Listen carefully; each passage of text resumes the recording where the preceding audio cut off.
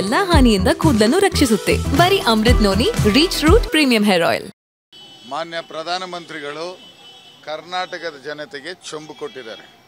ನಾನಿವತ್ತು ಚೊಂಬು ತೋರಿಸಿದ್ರೆ ಅವ್ರಿಗೆ ಭಯ ಆಗ್ತಾ ಇದೆ. ಸೊ ಮಾನ್ಯ ಪ್ರಧಾನಮಂತ್ರಿಗಳಿಗೆ ಭಯ ಪಡಿಸ್ಬೇಕಂದ್ರೆ ಚೊಂಬನ್ನು ತೋರಿಸ್ಬೇಕು.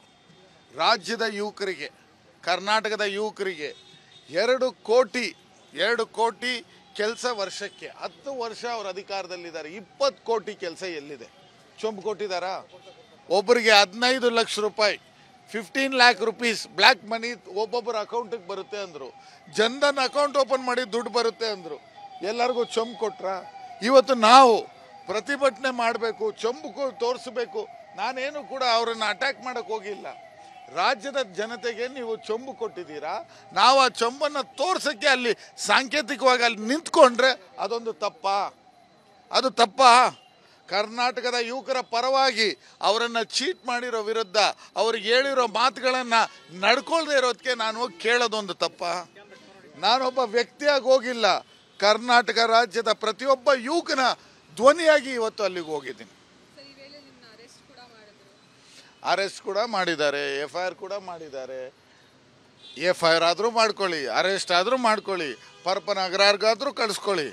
ಇದಕ್ಕೆಲ್ಲ ಜಗ್ಗೋದು, ಭಯ ಪಡೋದು ಕಾಂಗ್ರೆಸ್ ಪಕ್ಷದ ರಕ್ತದಲ್ಲಿ ಬಂದಿರೋದಲ್ಲ. ನಾವು ಯುವಕರ ಪರವಾಗಿ, ಜನರ ಪರವಾಗಿ ಧ್ವನಿಯಾಗಿ ಯಾವತ್ತಿದ್ರೂ ಕೂಡ ನಾವು ನಿಂತ್ಕೊಳ್ತೀವಿ. ಏನು ನನ್ನ ಕರ್ನಾಟಕದ ಜನತೆಯಲ್ಲಿ 10 ವರ್ಷ ನಾವೆಲ್ಲರೂ ಕೂಡ ನರಳಿದ್ದೀವಿ, ಅನುಭವಿಸಿದ್ದೀವಿ. ಈ ಬಾರಿ ನಿಮ್ಮ ಮತವನ್ನು ಕೊಡುವಾಗ ನೀವು ಒಬ್ಬ ಆ್ಯಕ್ಟರ್ಗೆ ಚೊಂಬು ಕೊಡೋರಿಗೆ ನೀವು ಯಾವುದೇ ಕಾರಣಕ್ಕೂ ಓಟನ್ನು ಕೊಡಬಾರ್ದು. ವಿದ್ಯಾವಂತರಿಗೆ, ಕಾಂಗ್ರೆಸ್ ಪಕ್ಷಕ್ಕೆ ನೀವು ಕೊಟ್ಟರೆ ನಿಮ್ಮ ಫ್ಯೂಚರ್ ಸೆಕ್ಯೂರ್ ಆಗಿರುತ್ತೆ. ನನ್ನ ಜೀವನದಲ್ಲಿ ನಾನು ಮಾತ್ರವಲ್ಲ, ನನ್ನ ಕೂದಲು ಕೂಡ ಆಗಿರಬೇಕು ಸ್ಟ್ರಾಂಗ್ ಅಂಡ್ ಸ್ಟೈಲಿಶ್. ಬರೀ Amrit noni reach root premium hair oil ನೊಂದಿಗೆ. Reach root premium hair oil. ಮಾನ್ಯ ಪ್ರಧಾನಮಂತ್ರಿಗಳು ಕರ್ನಾಟಕದ ಜನತೆಗೆ ಚೊಂಬು ಕೊಟ್ಟಿದ್ದಾರೆ. ನಾನಿವತ್ತು ಚೊಂಬು ತೋರಿಸಿದ್ರೆ ಅವ್ರಿಗೆ ಭಯ ಆಗ್ತಾ ಇದೆ. ಸೊ ಮಾನ್ಯ ಪ್ರಧಾನಮಂತ್ರಿಗಳಿಗೆ ಭಯ ಪಡಿಸ್ಬೇಕಂದ್ರೆ ಚೊಂಬನ್ನು ತೋರಿಸ್ಬೇಕು.